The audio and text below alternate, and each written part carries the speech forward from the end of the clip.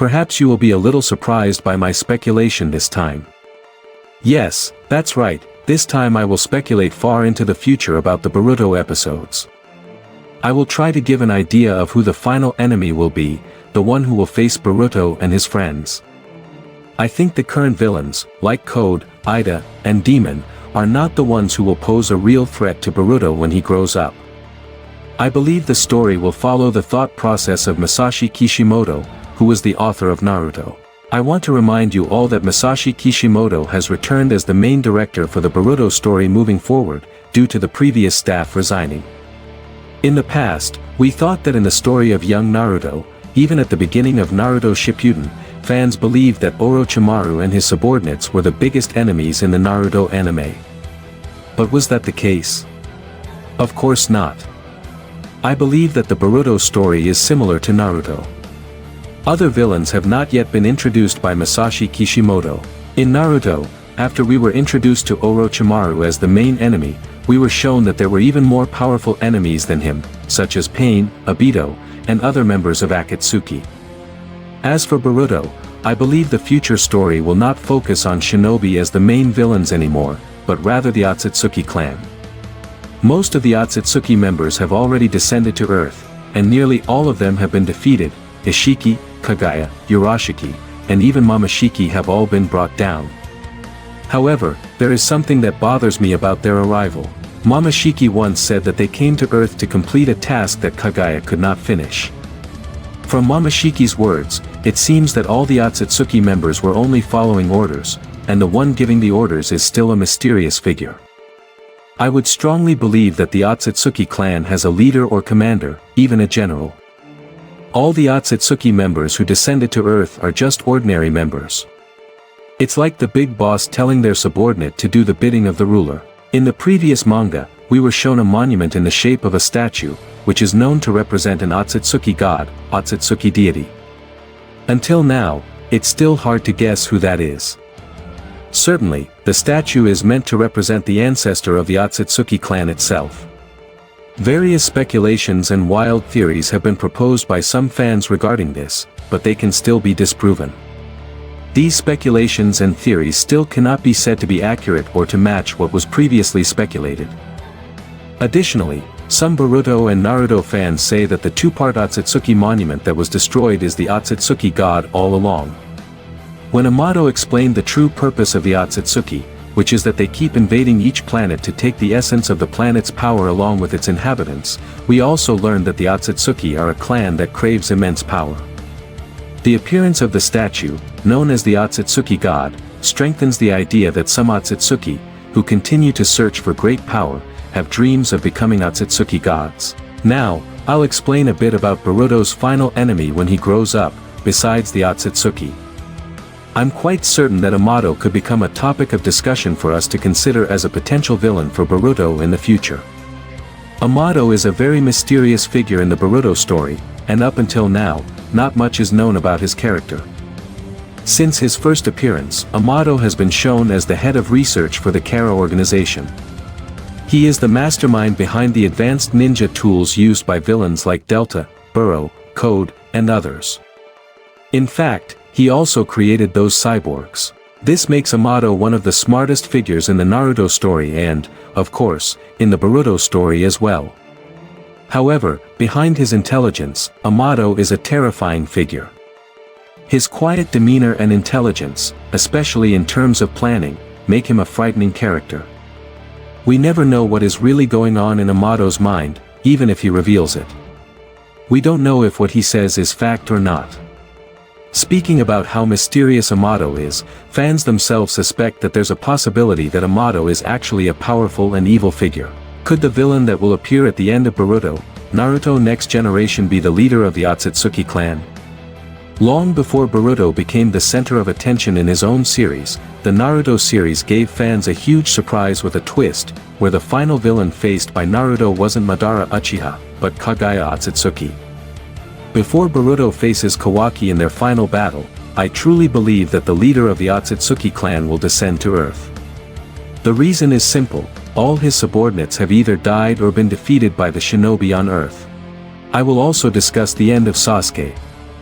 This is certainly something that anime lovers would despise, when their beloved character is once again rivaled by a troublesome child from the Kara organization. Yes, I will say that Kawaki will kill Uchiha Sasuke. We all know that Kawaki has an extraordinary love for Naruto, and he will do anything to protect his beloved. Even if that means eliminating his close ones or even a brother figure. I dare to say this because Kawaki did not hesitate to kill or hurt Boruto when he was possessed by Momoshiki. Seeing this event, fans can certainly judge the personality of this young boy, who is extremely loyal to Naruto.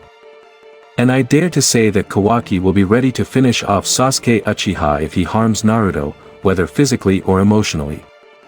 We all know that Sasuke has become a man with disabilities, starting with his missing arm, his empty eye, and perhaps Kawaki will cut or cause Sasuke's leg to need to be amputated again. This would complete Sasuke's disabilities, which will surely make Sasuke's fans hate this adopted child even more. In the past, if we look at Naruto, who had superpowers from the Nine-Tails Beast, he had to train hard, risking his life. Hardcore fans of Naruto still can't accept the character of the child in Boruto, who already has incredible strength. They assume that in the Naruto era, there was a very deep moral message when achieving something great: you have to work hard until the very end. But the hardcore fans of Naruto still haven't seen this aspect in the Boruto anime story. Now, I will dive into the main topic of this video.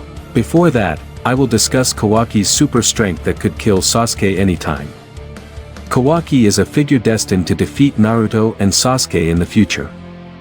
This is an extraordinary achievement, considering that Naruto Uzumaki and Sasuke Uchiha are the strongest shinobi in the world. So, what exactly is Kawaki's power? Since he first appeared in the manga, the answer to this mysterious figure's strength has already been revealed. Aside from Boruto, Kawaki is another character who possesses the Karma Seal. What the Karma Seal actually is remains mysterious. Even Boruto has not fully mastered this technique. What is clear is that this seal sometimes hinders a shinobi from using jutsu. However, when used correctly, this seal can do things like completely absorb the opponent's jutsu. Interestingly, Kawaki's Karma Seal resonates with Boruto's Karma Seal. There is a scene in chapter 25 where Garu, Kawaki's enemy, fires a projectile. Boruto's Karma Seal activates, and Kawaki is able to absorb Garu's projectile, just like Boruto's seal can do. Apart from the Karma Seal, so far Kawaki has been able to create explosions and manipulate his body into weapons. At the end of chapter 24, he forms a sharp blade from his arm. He can also create shapes like the one above. According to Katasuke Tono, Kawaki's body has been modified to such an extent that his existence resembles ninja technology. Or more simply, Kawaki's entire body now functions like ninja technology, similar to the magical prosthetics created by Katasuke. The body manipulation and explosion jutsu that Kawaki performs might be part of ninja technology, not the result of training or the sage transformation ability from his Yugo clan. Despite being a teenager, Kawaki's power is undeniably extraordinary. It's no surprise that he can handle adult killers from Kara like Garu. Moreover, his status as a biological ninja weapon makes his body tougher than that of an ordinary human. So, Kawaki is a biological weapon who also possesses the Karma Seal. With his ninja biological weapon abilities, Kawaki can easily create massive explosions and manipulate his body like Yugo does. The modifications to his body also make Kawaki hard to injure and defeat. However, his body can heat up and eventually collapse from energy exhaustion. If this happens, it's no surprise that Kawaki might eventually defeat Sasuke. He has a dangerous amount of potential power. Kawaki is also a perfect user of fire element techniques. The fire element technique itself is one of the interesting aspects of the Uzumaki Naruto series, which is now making a return in Boruto, Naruto Next Generation. Like other users of the fire element technique, Kawaki is capable of shooting fireballs from his mouth when using this technique. He used the fire element technique when facing Otsutsuki Momoshiki, where the fire he launched was actually absorbed by Momoshiki. With continuous training in Konohagakure, Kawaki may eventually be able to use other epic fire element jutsus. Besides the fire element technique, the shadow clone technique, Kagebunshin, is also one of the techniques Kawaki can perform quite well. Kawaki's Kagebunshin technique is a derivative of Uzumaki Naruto's, since Kawaki is the 7th Hokage's student. What's interesting about Kawaki's use of the Kagebunshin technique is when he used it to face Ishiki. Even with his intelligence, Kawaki successfully killed Ishiki using this technique.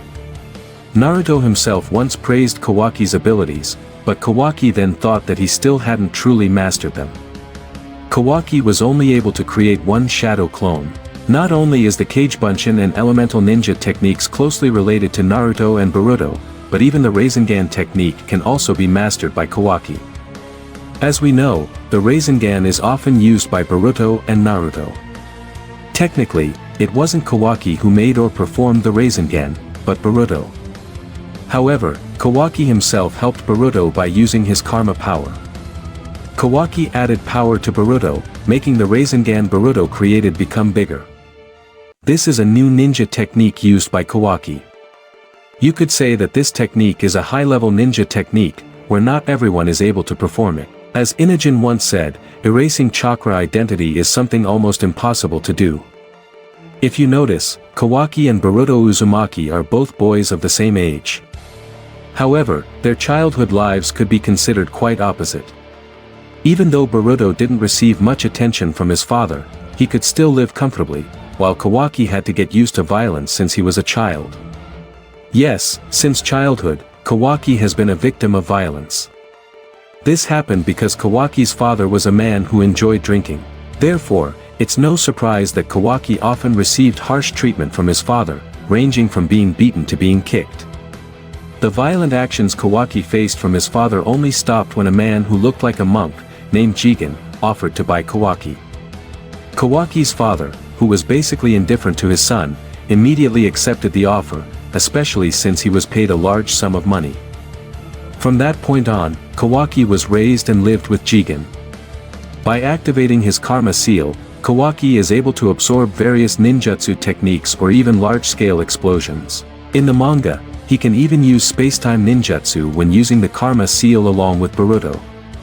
However, if Kawaki overuses his karma seal, he will immediately lose consciousness. Additionally, the technology inside Kawaki's body allows for certain changes to his cells, giving him superhuman abilities similar to Kekkei Genkai. This means that Kawaki can change parts of his body into various shapes, just like Yugo's abilities. An example of this is when he transforms his right arm into a large, hard form during his battle with Garo. Kawaki can now be considered adopted by Naruto Uzumaki and even lives in the same house as his family, including Boruto. Besides feeling pity for Kawaki, the 7th Hokage also did this to protect the mysterious child since he is still being targeted by the Kara organization. Although at first he was cold toward Naruto's family, Kawaki eventually adapted to his new life. In fact, in the continuation of the manga story, Kawaki becomes closer to Naruto and Boruto. He even asked Naruto, who he now considers his adoptive father, to teach him ninja techniques. Some fans may be shocked if they haven't been following the manga, as after Ishiki's death, Kawaki is still able to access the karma power of Ishiki Otsutsuki. This is because, as previously shown, the karma seal within Kawaki had disappeared when Jigen was killed while fighting Kashin Koji. Ishiki used the karma in Kawaki's body to reincarnate. Indeed, Momoshiki later said that although Ishiki had died, the karma seal in Kawaki's body, or any other vessel that has gone through the Otsutsukification process, would still remain. This was confirmed by Amato, the brilliant Kara scientist. Amato knew about this fact, and he offered Kawaki a deal. Amato realized that Kawaki desperately needed the karma power. He was very reliant on that power. This had been shown on several occasions, where Kawaki himself acknowledged that without the karma power, he couldn't do much. Amato then offered to help Kawaki revive the karma power within him. Kawaki actually wanted this very much, especially since he was willing to do anything to protect Naruto, whom he considered his father. However, Kawaki refused Amato's offer because he was afraid that Ishiki would resurrect and take over his body, just like how Momoshiki took over Boruto's body. But something surprising happened when Kawaki and Boruto fought against Code. When Momoshiki reappeared and took over Boruto's body, he attacked Code and helped Kawaki. However, the opposite happened when Naruto and Shikamaru appeared. Borashiki ended up attacking Naruto, perhaps because Momoshiki still held a grudge against Naruto. Unexpectedly, when Borashiki used Rasengan to attack Naruto, Kawaki's karma seal appeared, absorbing all the jutsu. Everyone was shocked by this, because as mentioned earlier, Kawaki's karma had disappeared after Ishiki was revived. However, in chapter 66, we finally found the answer. It turned out that Amato had reactivated the karma without Kawaki's knowledge. What was surprising was that Kawaki was able to control the karma according to his will. Unlike Boruto or other vessels like Jigen, who couldn't control their karma at will, they lacked free will. Kawaki was shown to be able to use Ishiki's karma power to the fullest. In fact, we saw how Code was amazed by what happened to Kawaki, and how Borashiki seemed unable to match the strength of the karma used by Kawaki. This is because Ishiki is far stronger than Momoshiki. Seeing what happened, the question then arises, why was Kawaki able to control his new karma? The possibility is that this has something to do with what Amato said, that after Ishiki's disappearance, all that power would belong to Kawaki. Kawaki no longer needs to worry about Ishiki taking over his body when the karma seal is activated, because the karma within Kawaki's body has fully become a weapon.